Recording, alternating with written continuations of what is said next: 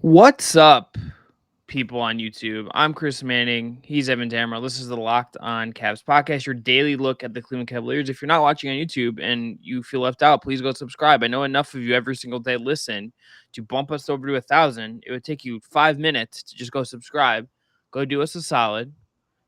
Maybe Evan won't text while we're recording, and then we can go. That's right. I'm calling you out. I'm calling out JB. I'm like JB Bickerstaff throwing down the gauntlet in the huddle.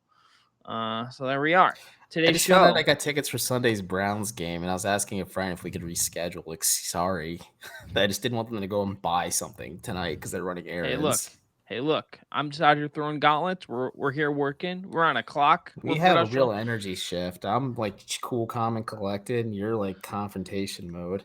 I had a nice dinner. The wife is away. I'm throwing a kegger. It's a good time. All right. By the way, thanks for making Locked On Cavs your first listen every A day. We kegger are of free mint and tea. available on all platforms. Yeah, it's just actually iced coffee from Starbucks. Look, we're also or McDonald's, excuse me, and we're also brought to you by McDonald's, proudly serving community since 1965. McDonald's has always been more than just a place to get tasty, affordable food. It's an unofficial community center. A big thank you to our friends at McDonald's for always being there. And Evan, you know what? You know what? Let's start the show. I'm loving it. Ba ba ba ba ba. We're loving it. Start the show.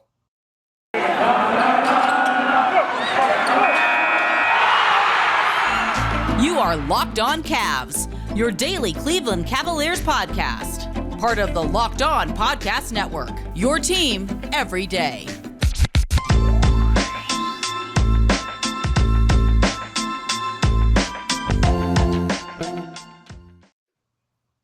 All right, Evan. We're gonna talk today about the It's Cavs been a schedule while, so man. far. Yeah, We're we not. definitely We didn't just didn't change change shirts. shirts. Yeah, and record 5 hours ago. It's definitely not what we did. But we're gonna talk today about the Cavs schedule so far, how it has changed, or I guess been different than we expected. And we're gonna preview Friday's Lakers game and then Saturday's Suns game, a little back to back towards the end of the West Coast portion of this road trip before they fly across Oh, country for their God. second matchup of the season against the Charlotte Hornets, which sneakily may matter ultimately in terms of playoff seeding if the Cavs are going to get there. Didn't think I'd say those words, but here we are. If you want to have a chance to play in tournament, then you probably got to survive those games. But Evan, this season so far, they've beat Atlanta, they've beat the Clippers, they've beat the Nuggets, lost to the Memphis Grizzlies, and they've lost to the Charlotte Hornets so far. Mm-hmm. 3-2 record. Mm-hmm. We'll look at the standings here, but and kind of give you that context as well. So we're, as well as the numbers about where the numbers kind of say the Cavs are right now, even though it's still very early. But for you, how has this played out versus how you expected, or how you didn't expect? Well, I think it's wild to think that the Cavs could very well have more wins than the Cleveland Browns heading into Cleveland Sunday afternoon matchup against the Steelers. So that's where I'm at. I mean, the different number of games, like it's very different. Doesn't matter. Record wise, the Cavs have the same amount of. Actually would have a better record wise if the Cavs beat the Lakers and the Okay, Suns. So just move on. Let's go. stirring the pot a little bit, me. But overall, yeah, I'm a little surprised. I think I was a very big cynic in this camp for thinking, I look at how they pulled the schedule. I thought, okay, maybe the Memphis game is winnable because I don't know what the Grizzlies exactly are doing. And that's where you and I disagree on their team building process. But I'm like, Charlotte, that's a tough pull because Gordon Hayward and the Mellow Ball are incredible. But then the Larry Markkinen trade did happen soon after that, and I'm thinking, okay, then you kind of convinced me to say, like, okay, they have the size to bang with Charlotte a little bit. And then is when it got really dicey because they played Denver, both Los Angeles teams, Phoenix, and then Charlotte again, which again, still a tough pull with LaMelo Ball and Gordon Hayward on that team.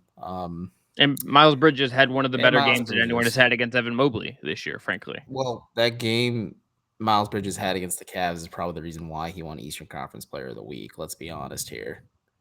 So Yeah. just saying. But I'm pleasantly surprised. I think I said this on Thursday's episode. I'm just gonna enjoy it while I can because I think eventually either the rest of the league is gonna catch up to the Cavs with them kind of being cute playing this three big lineup, or the rest of the league, like the better teams at least, are gonna play themselves into shape, and then they're gonna start playing like when December hits. It's really gonna when it hits the fan. Like late November, early December is when it really starts to hit the fan. And I need to see how this Cavs team responds. And I lumped Kevin Love into this group. This is where Ricky Rubio, Kevin Love, and Ed Davis are key, because if the Cavs go on a bit of a losing skid, let's say they lose 2, 3, 4, even 5 games in a row, how does this young team respond to adversity and bounce back? Because yeah, JB's pressing all the right buttons right now. He's saying all the right things. These young players that are viewed as key leaders, whether it's Jared Allen or Darius Garland, are saying and doing all the right things on the floor. But you can keep saying things. It matters how you execute on a night-to-night basis. And this is an organization where losing has kind of become the norm, even though they don't want it to be. And my fear is, how do they respond the first time they hit adversity? Because so far, I mean, they had a really ugly game against the Clippers, but it's a game they won nonetheless. This Cavs team hasn't faced any real adversity yet. And I want to keep harping on the fact that they are literally, other than the Thunder, one of the youngest teams in the league this year. And that's going to lead to some growing pains and some losing sooner or later.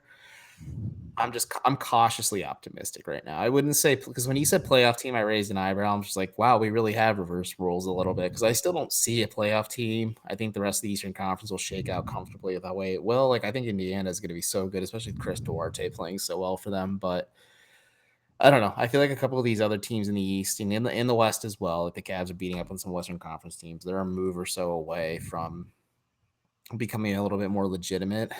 And I think once Kyrie gets his vaccine and gets everything taken care of there, I think the Nets, once they start to gel and click, are going to boat race the Eastern Conference. And like, did you see what Anthony Edwards said about Giannis? Anthony Edwards is precious, and is a king. But like, the Bucks are so good. Shouts to Ty Windish for having Bucks Twitter believe that Miles Turner is the equivalent or worse than Brook Lopez right now. So really made me laugh there. But yeah, I just think the rest of the Eastern Conference is still better. Like, yeah, I think they'll be in the play-in conversation for sure. I always thought that. But I think maybe once the distance becomes a little bit more clear towards the end of the season, maybe we see a little more shameless losing again, to maybe look at Paolo Banchero and the Cavs just go 5 bigs next year, and Chris Manning. The Paolo's a wing, bro. Paolo's a wing, and they won't play 5 bigs because Darius Garland exists. But here's where they're at in terms of standings in sort of the number. So standings wise, they're 3-2, same record as of Thursday evening around 7:30 p.m. Same as the 76ers and the Bucks. Hawks are 3-1, Wizards 3-1, Heat 3-1, Knicks 3-1. A couple teams at 2-3 include Brooklyn, Toronto, and Boston. Indiana is 1-4 as of right now. The Pistons are the only winless team in the East. The Bulls obviously running things at 4-0. In terms of net rating, according to Cleaning the Glass, the Cavs are 14th in net rating, plus 1.2 per 100 possessions, 14th in expected win difference, which is just their little winning like a little more than you would expect according to the model. 18th in defense, 18th in offense, 9th in defense. They're second right now against the spread. So they're outperforming their against the spread by 0.9 points per 100 possessions, which is just like they're really crushing what Vegas is thinking of them right now. The teams that they are currently better at in terms of the Eastern Conference, in terms of their net rating: Milwaukee, who's got a negative net rating right now; Boston, negative net rating. Then you get to Indiana, who's negative 3.9 per 100 possessions; Brooklyn, who is a negative net rating right now; and then you get to Orlando and Detroit, who are who along with Oklahoma City are in the bottom little corner tier of suck in the NBA right now. Are they better than Philly and Toronto in terms of net rating? Because you No, more or so less listed all the teams that are ahead of record-wise. So here's the teams.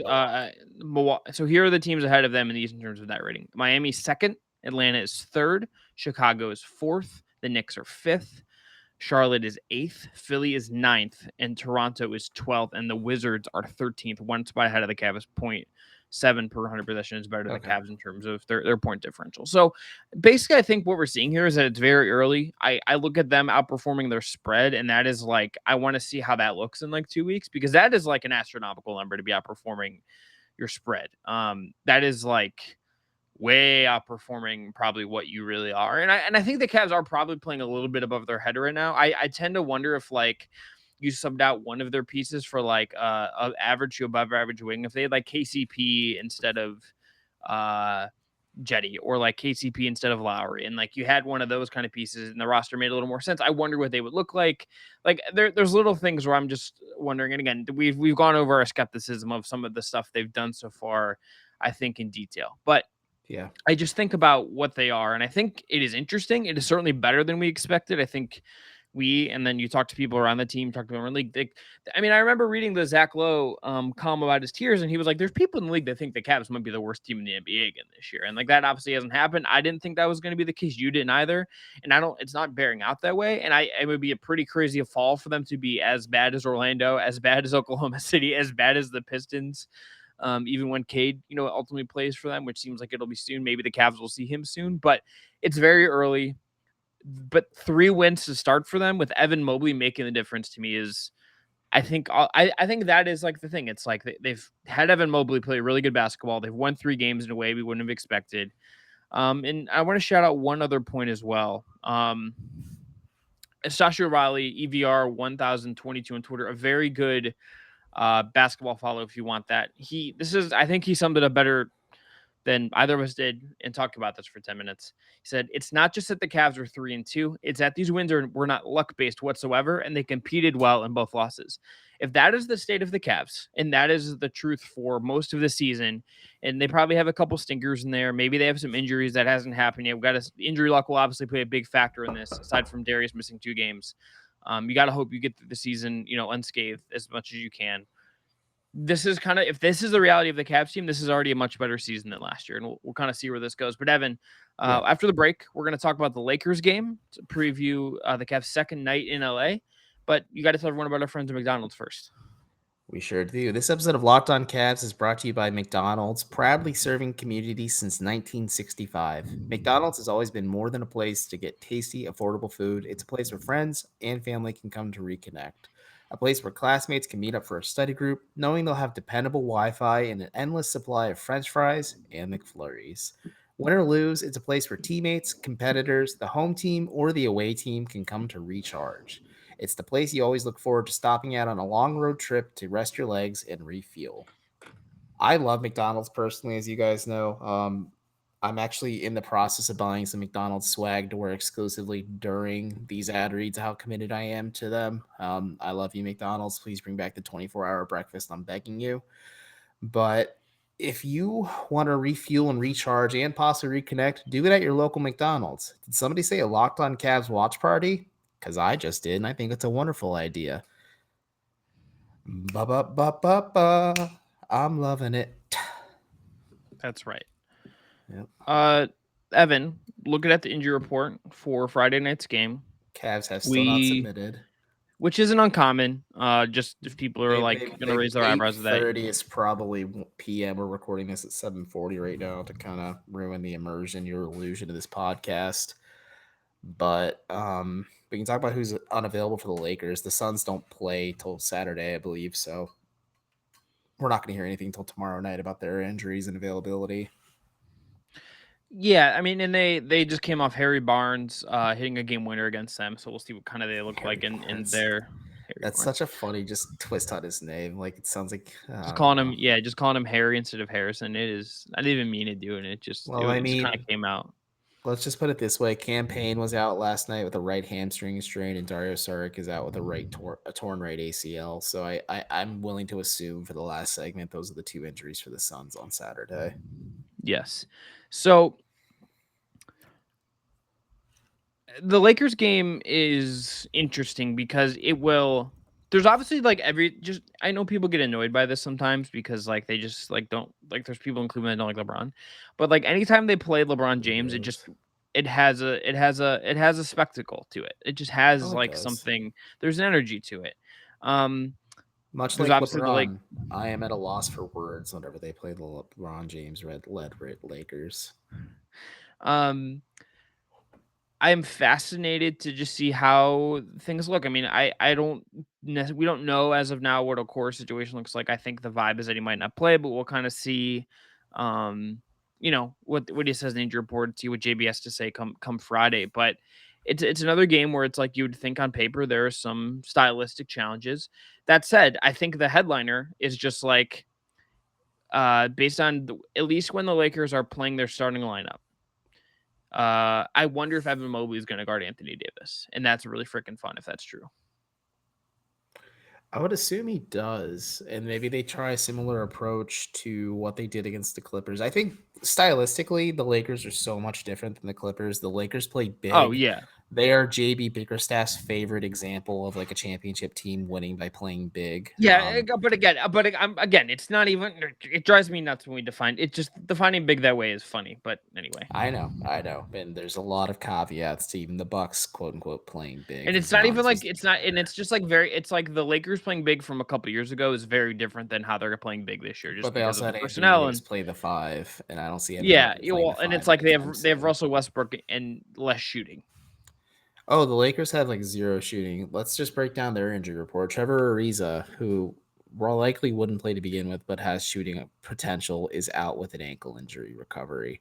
Anthony Davis is probable, right knee soreness. Sekou Doumbouya is on a 2-way, and also Jay Huff is out with a 2-way as well. Wayne Ellington is questionable with a left hamstring strain. That is one of their biggest free agency signings in terms of shooting. So if he's out, Cavs legend Wayne Ellington. Taylor Horton Tucker, not a shooter, but an interesting piece as well. He's a key depth piece for him. He's out with a right thumb surgery recovery. LeBron is questionable. Kendrick Nunn is out with a right knee bone bruise. Like, he's a bit of a shooter too. He's a polarizing player, but he can provide shooting for the Lakers. And then like Rajon Rondo is questionable, does not shoot, but irregardless, the Cavs and the Lakers have a lot of similarities. And to go back to your original point, yeah, I think Evan Mobley will start the night on Anthony Davis if Anthony Davis does indeed play, because I can also see Frank Vogel saying, you know what, maybe we'll play LeBron in this one, but we'll rest AD, because the Lakers are looking at this more as a marathon than they are a track meet. They aren't really too concerned about the regular season. They're worried about the postseason and winning a championship. I think Isaac Okoro is an interesting factor here. Like if he's unavailable and you and I are, it's safe to assume with a hamstring injury, he probably won't play until the Cavs are back home against Portland next week. Or at the earliest, perhaps Monday. Yeah, against Charlotte. It'd be hard for him to get like in a workout that you think you might want to. The team might want to have him get in if they're playing a back-to-back and like travel. Like the travel schedule kind of makes it hard sometimes to come back on a back-to-back. Yep. And so I think Mobley will start the night on Anthony Davis. And let's say him and LeBron both play. Like I said, stylistically, the Clippers and the Lakers could not be any more different.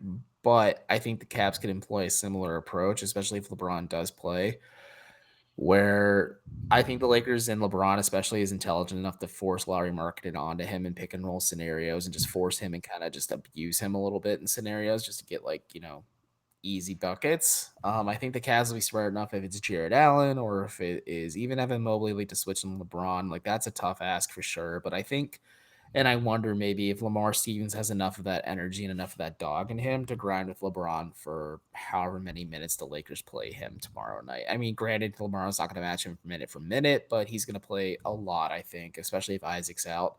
I think this is a game you don't see a lot of Jetty Osman again. I think this is a game where the Cavs might have to play ugly again like they did against the Clippers and kind of grind this one out. But this is a tougher ask than playing the Clippers because I think Kawhi Leonard is the second or third or fourth best player in the league, depending on how you feel about Kevin Durant and LeBron James, with Giannis being the clear number one. And Anthony Davis as well is no slouch too. So like the Lakers are way more talented than the Clippers are because the Clippers didn't have Kawhi. They just had Paul George. And I wonder if the Cavs possess enough maturity-wise, because they've been maturing in real time. I'll give them credit. Like they're growing up a lot on the floor. Like a lot of those like young mistakes I was worried about aren't rearing their head as much. I mean, yeah, the turnovers are still a problem at times. I think that's just always going to be a problem for any young team. But I'm intrigued to see how they do it, but I just think the Lakers have just that little extra star power to really out-talent the Cavs just based on their two key players. I mean, I think I was watching the Spurs play the Lakers the other night, and I think there's a template there for like a team. Like the Spurs obviously ended up losing that game, but they mucked it up defensively. They played very smart, like they played within themselves. Like I think there is some kind of template there. I think the fun of this matchup is really just seeing like how the Cavs would kind of handle this. And I think the LeBron point is right because Paul George is very good. And, he, on a normal night for Paul George, he's probably making 3 threes and it plays a little bit better. And that game maybe plays out a little bit differently than it did. But with The LeBron, Cavs it's like need to there's play, like, a playoff game against the Clippers. That's all. okay.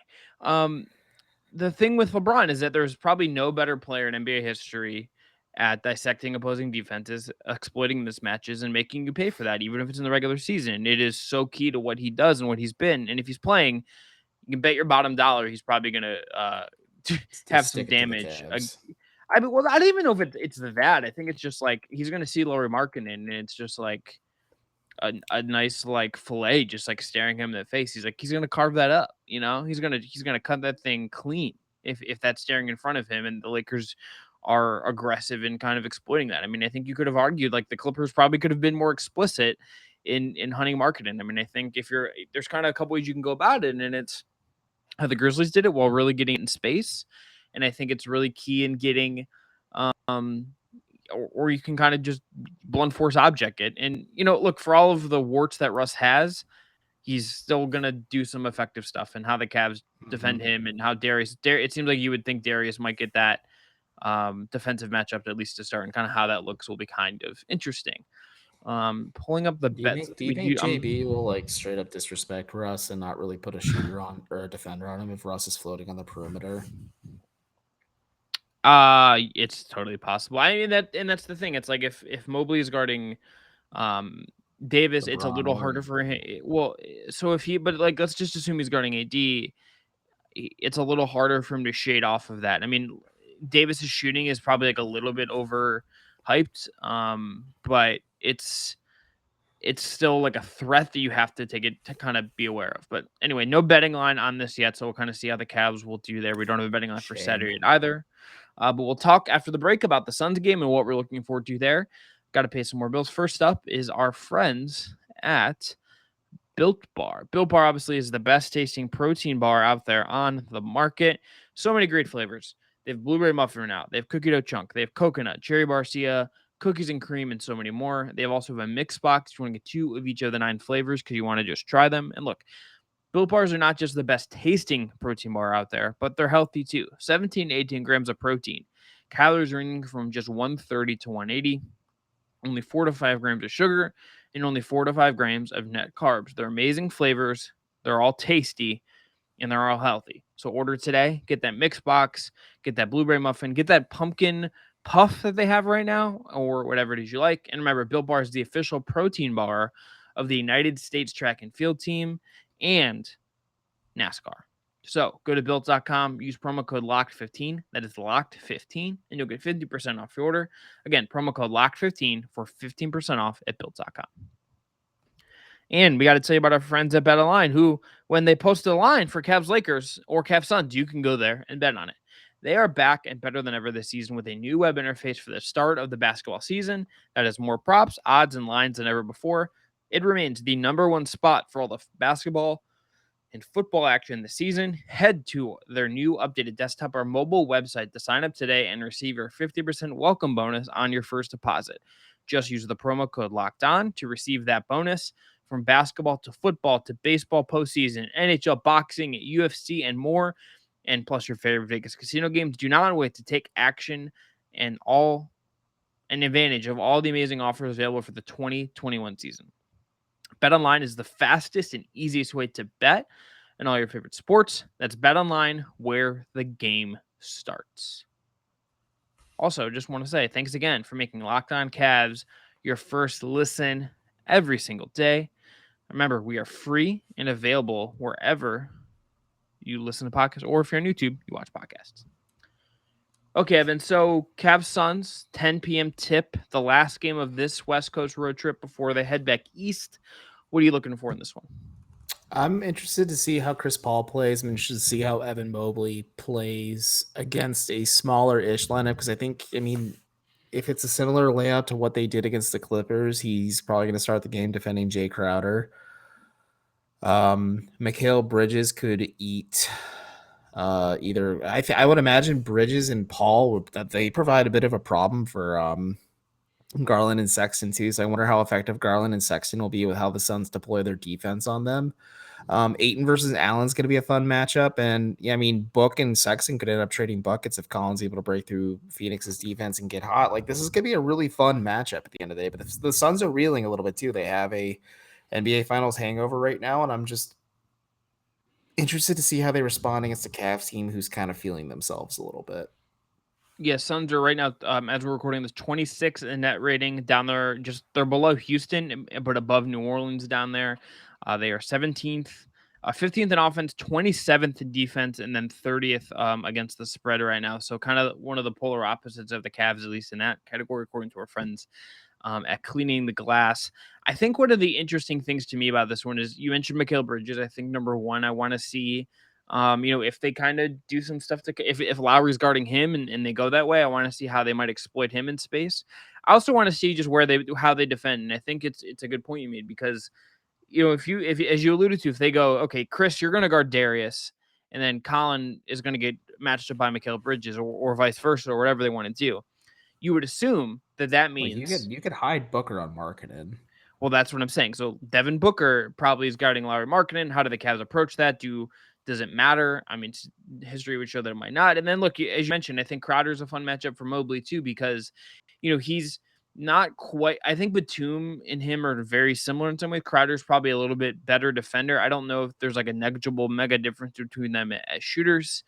But Crowder is going to be physical with him. He's going to fight him. He's going to be I know Cavs. He's not a particularly favorite among Cavs fans because the time here was bad. But that's a good NBA player, man. That's a really good NBA player that was key to their finals team last year, and they're a good team. Obviously stuff's kind of going tricky right now.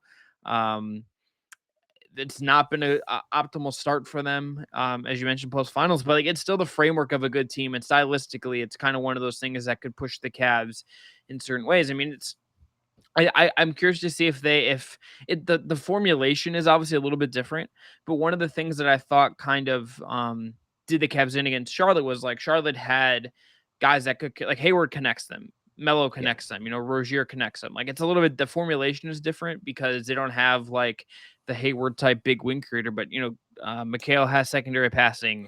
They pass the ball well. They have Chris and Devin. Like if they have other guys coming off that bench, Landry Sham, it's like, not the best player in the world, but like that's a serviceable NBA player who can pass and shoot. Like they have the kind of guys that can kind of connect things and see how the Cavs would kind of adapt to that kind of system. And again, I think anytime we get to see Evan Mobley have to defend a different kind of four, I think it's really fun because he's going to go from defending Nick Batum to Anthony Davis, back to Jay Crowder, and then you would think Miles Bridges on Monday, and then like Robert Covington and Larry Nance Jr. on Wednesday.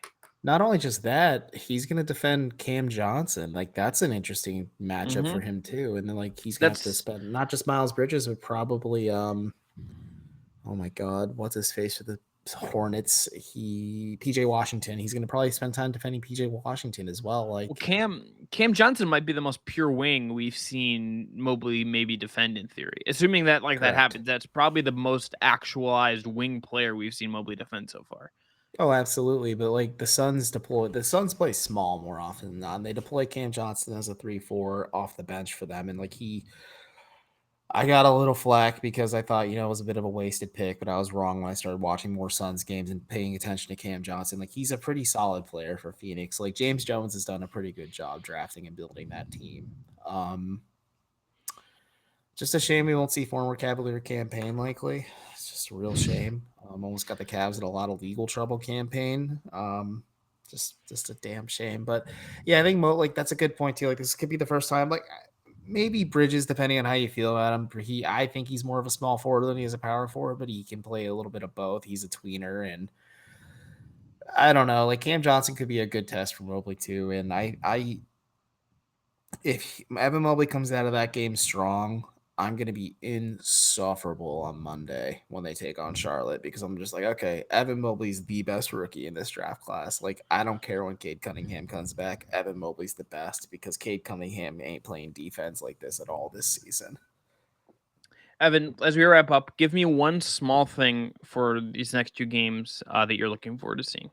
How JB Bickerstaff hangs with Frank Vogel and Monty Williams. Like I said on Thursday's show, I think fans should give him his flowers at this point. He's outcoached Nate McMillan. He's outcoached Mike Malone. He's outcoached Ty Lue, a coach Cavs fans know really well. I'm interested to see how he does against Frank Vogel, a championship-winning coach who is a hellaciously good defensive tactician. Like, it's unfair on the defensive pieces he gets to work with in Los Angeles. And then Monty Williams too, really, really good coach. Just really good coach. Probably should have won Coach of the Year last year, but alas, it's just good tests again. And then like James Borrego on Monday, and then gets a bit of a day off with Chauncey Billups on Wednesday. But other than that, and then Nick Nurse on Friday. So like this is the JD Bickerstaff like gauntlet to say like I am a better coach than all of these coaches thus far in the season. What are you looking to? Yeah.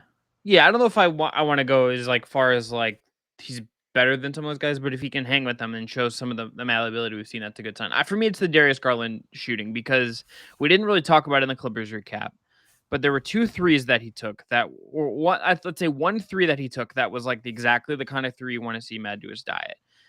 Middle of the first quarter, Jared Allen screened for him, and instead of like darting into the lane and throwing up the floater like he might, he kind of looped back around and took a deep 3. Later in the game, you saw the Clippers kind of react to that and kind of come out hard against him, and he blew by Eric Bledsoe, got to the rim. If Darius Garland is going to take those threes and start making them and become a thing that stretches out the defense in a certain way, that is a really good tool for the Cavs offense to kind of get stretched out, and it's how he hits that next level and how the Cavs can add a little more scoring punch to an offense that kind of needs it. It's something he's always kind of flashed in small doses.